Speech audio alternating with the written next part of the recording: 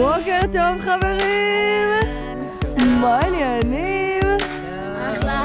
מה עושים פה היום? צונחים. מה? יונתן, אתה בא לצנוח, לקפוץ ממטוס? כן. יאללה! מה, שמעתי, רצית לקפוץ לבר מצווה. נכון, יש לי עוד שבועיים. יאו, גם לי! איזה מגניב, אבל לא בר מצווה. מה, מתרגש? מאוד. מה, הפעם הראשונה שאתה הולך לצאת ממטוס?